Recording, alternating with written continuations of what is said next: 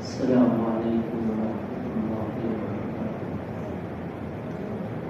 الحمد للہ وکفی وسلام علی عبادہ الذین اصطفی، اما بعد فاعوذ باللہ من الشیطان الرجیم، بسم اللہ الرحمن الرحیم۔ یا ایھا الذین آمنوا ادخلوا فی السلم کافۃ ولا تتبعوا خطوات الشیطان انه لكم عدو مبین۔ وجاء في الحديث اذا راى هلال رجب قال النبي صلى الله عليه وسلم في دعائه اللهم بارك لنا في رجب وشعبان وبلغنا رمضان۔ صدق الله العظيم وصدق رسوله النبي الكريم ونحن على ذلك لمن الشاهدين والشاكرين والحمد لله رب العالمين۔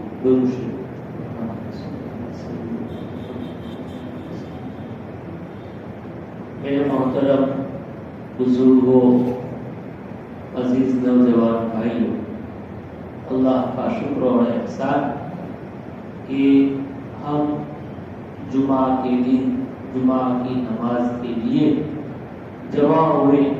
اللہ پاک ہمارے یہاں جمع ہونے کو قبول فرمائے اور جمعہ کی اہمیت اور اس کی عظمت اللہ ہمارے دلوں میں ڈالے۔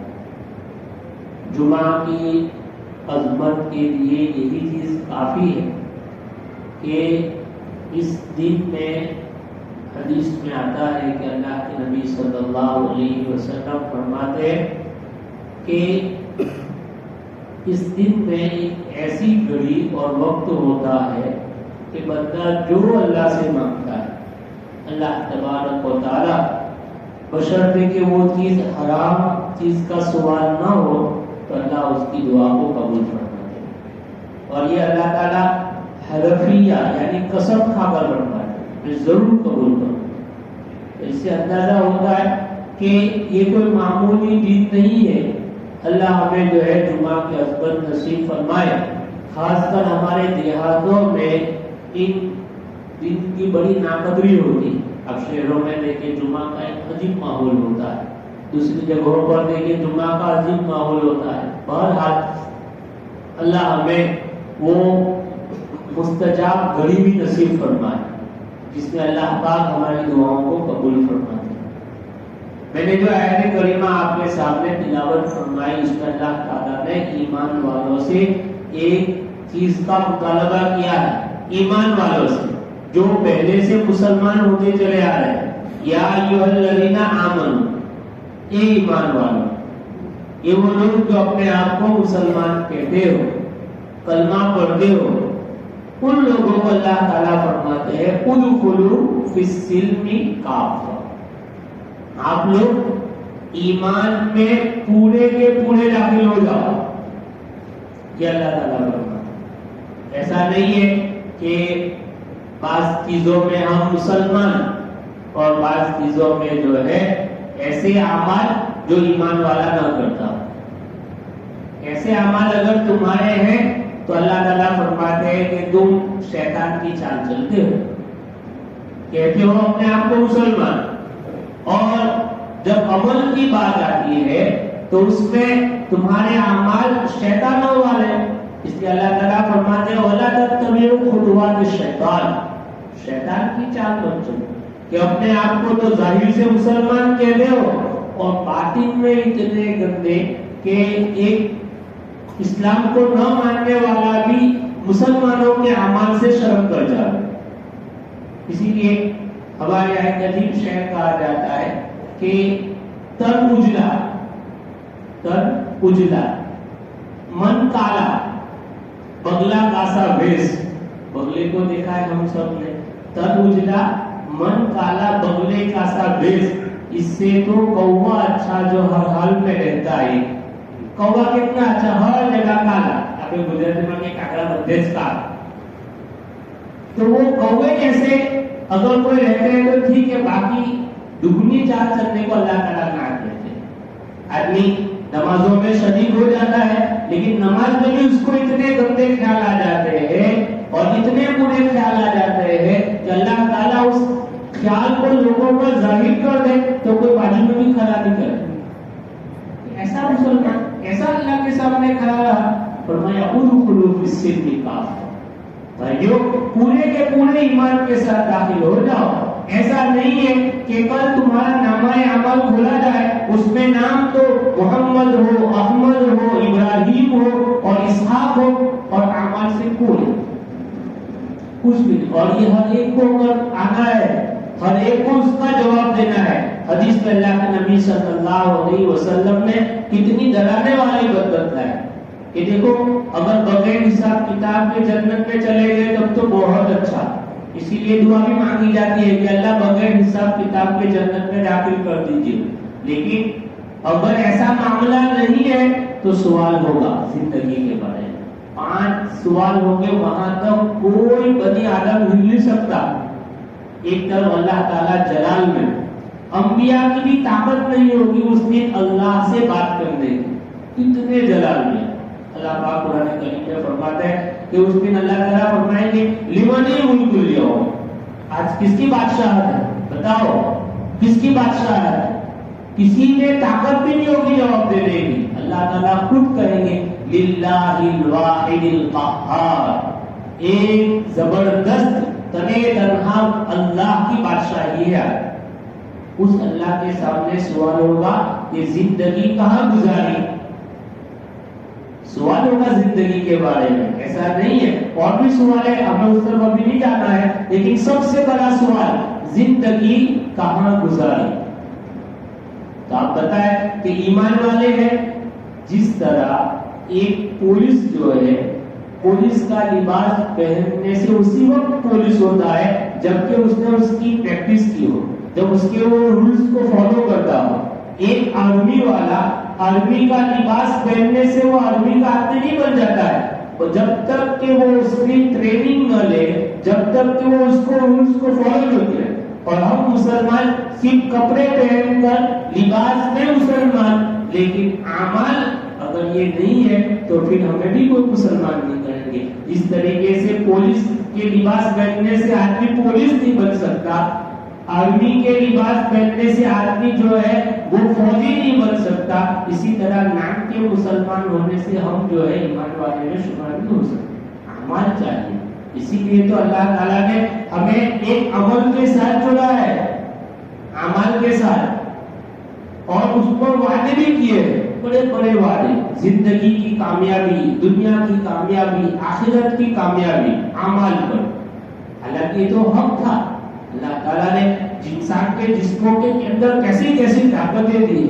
دیکھو ہم گاڑی لاتے ہیں، چند سال کے بعد ٹائر اور چند مہینوں کے بعد ٹائر بھی بدلنے پڑتے ہیں. چپلیں پہنتے ہیں، چپلیں بھی ختم ہو جاتی ہے. آج تک کسی نے سنا کہ چلتے چلتے پاؤں گھس گئے ہو؟ اللہ تعالیٰ نے کتنی بڑی نعمت ہے.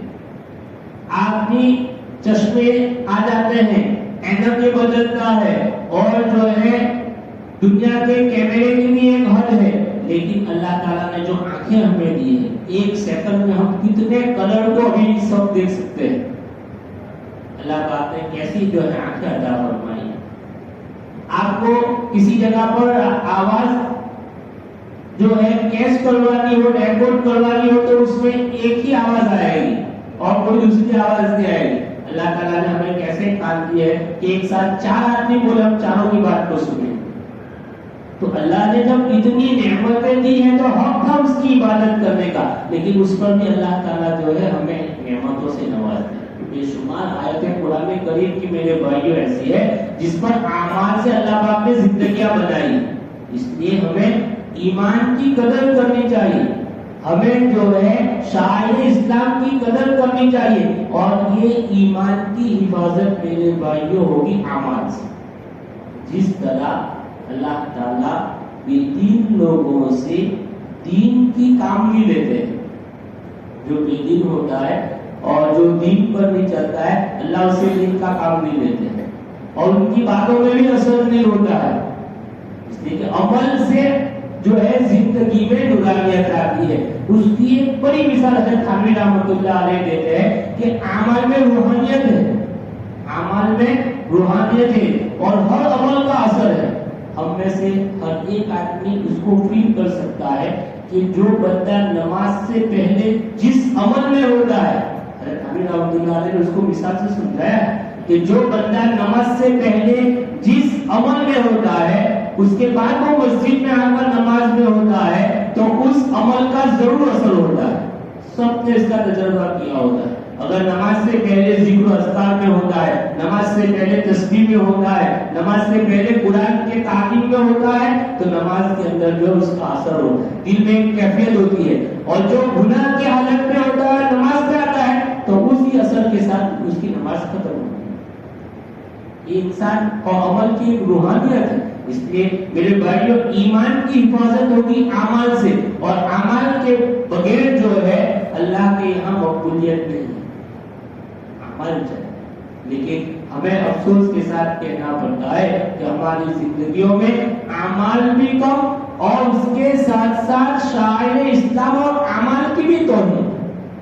جو عمل ایسا ہے جو اللہ سے ملاتا ہے، جو عمل ایسا ہے جس سے اللہ کا قرب نصیب ہوتا ہے، ان کی عظمت بھی نہیں ہے ہمارے دلوں میں.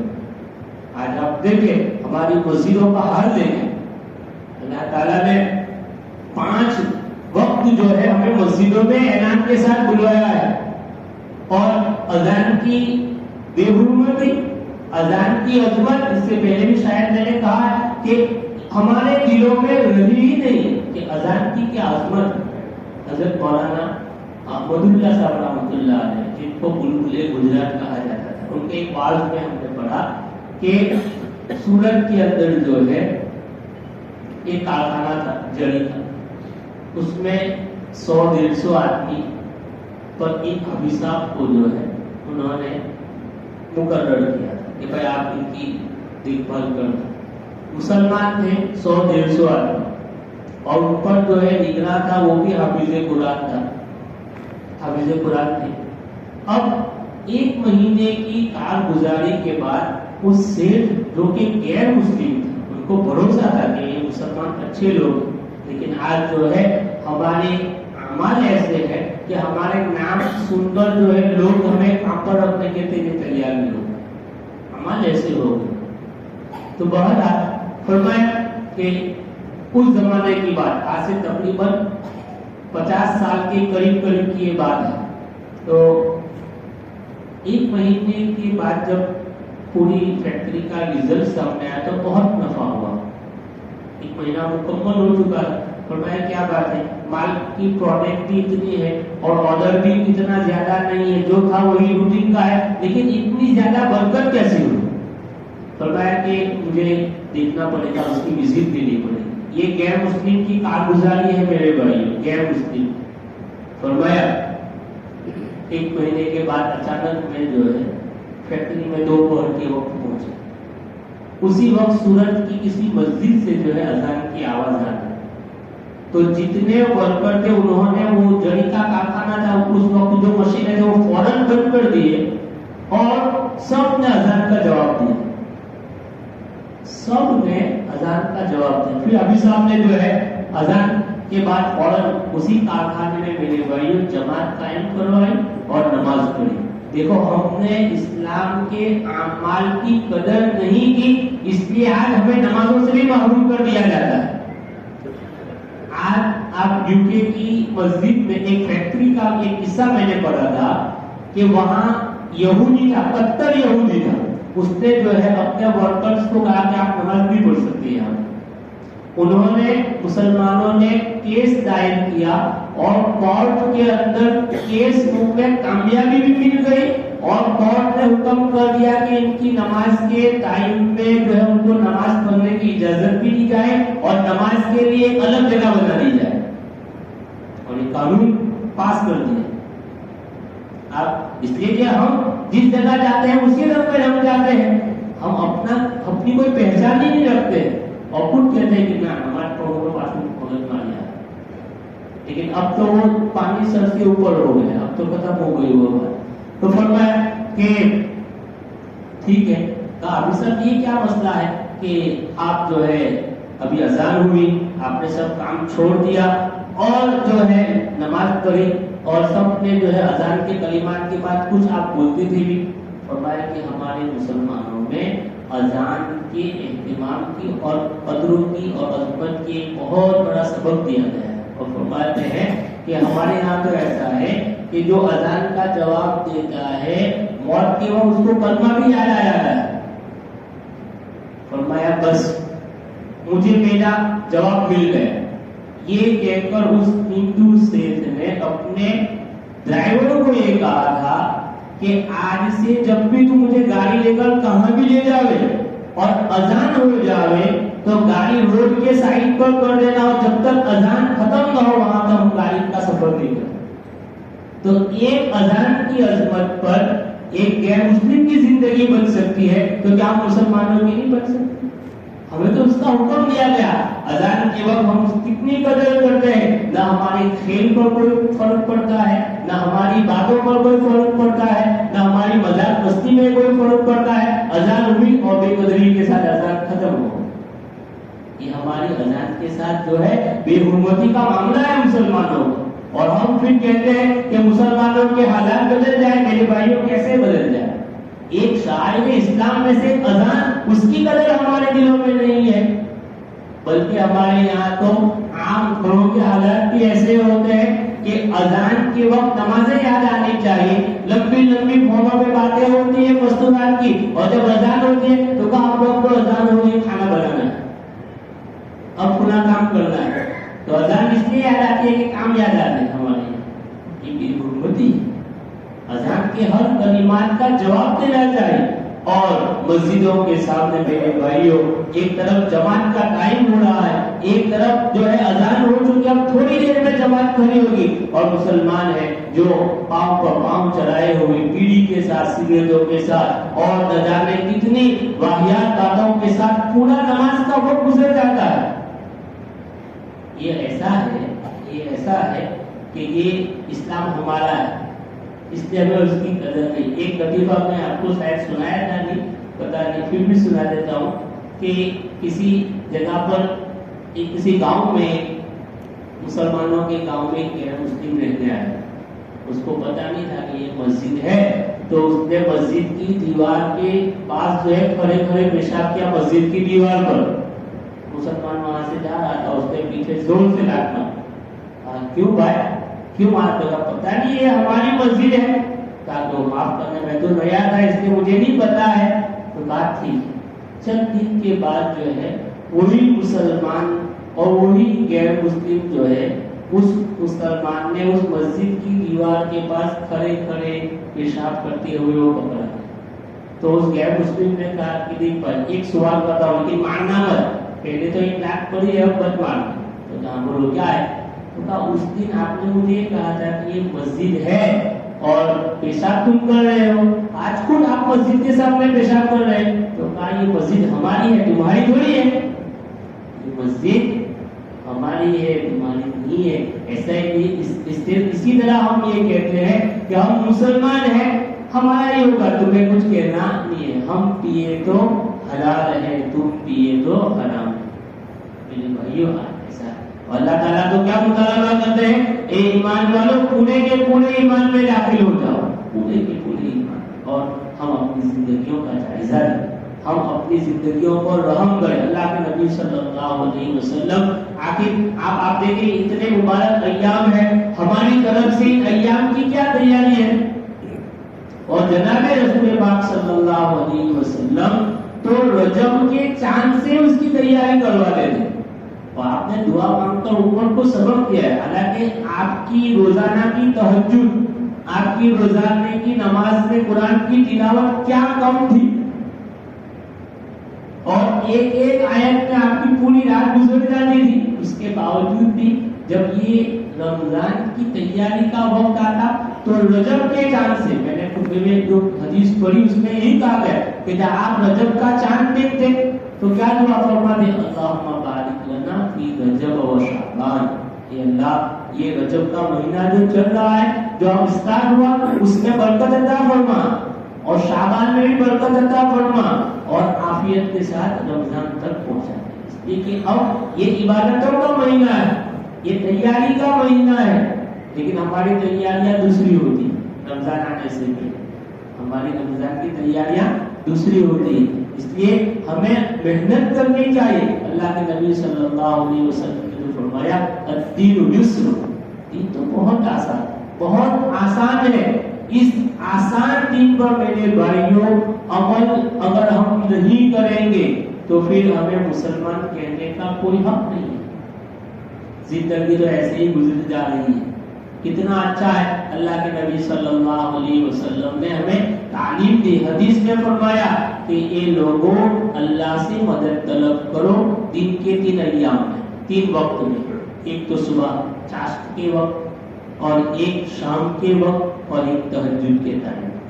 ان اوقات میں اللہ کریں، ہم استغفار کریں، ہم ذکر اللہ کریں۔ آج ہم میں سے کون ایسا ہے جس کو چیزوں کی ضرورت نہیں ہے، جس کو صحت کی ضرورت نہیں ہے، جس کو فرما بردار اولاد کی ضرورت نہیں ہے، جس کو رزق حلال کی ضرورت نہیں ہے؟ تو یہ کہاں سے ملے گا؟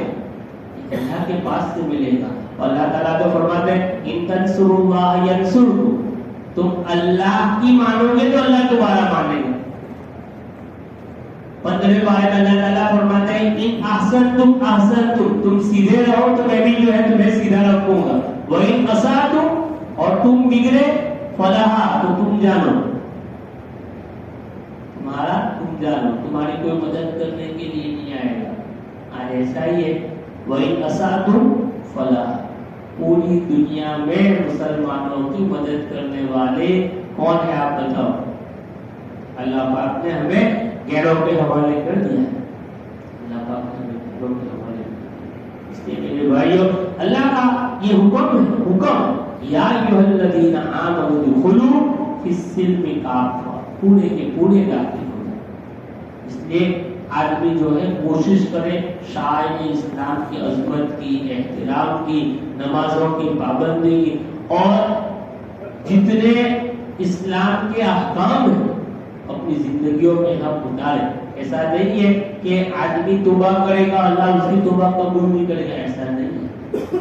اللہ پاک نے توبہ رکھی اسی لیے کہ اللہ کے باقی بندے، اللہ کے نافرمان بندے جب اللہ کی طرف متوجہ ہوتے ہیں اللہ تعالیٰ دوڑ کر ان کے پاس آتے ہیں، دوڑ کر آتے ہیں۔ اس لیے میرے بھائیوں عہد کریں اور نیتیں کریں کہ ہم اپنی زندگیوں کا رخ بدلیں گے، اور جب اس اتنے مبارک ایام میں بھی ہم اللہ کی طرف متوجہ نہیں ہوں گے تو پھر اللہ تعالیٰ نے ایسے دلوں کی جو قرآن کریم میں ان کے متعلق ذکر کیا ہے، اللہ تعالیٰ فرماتے ہیں ختم اللہ علی قلوبہم، ان کے دلوں پر اللہ پاک نے مہر لگا دی، مہر کہ اب یہ نہیں سدھریں گے، اور جب نہیں سدھرتے ہیں تو جو حالات اس سے پہلے گزرے ہیں اس سے بھی بدتر ہو سکتے ہیں۔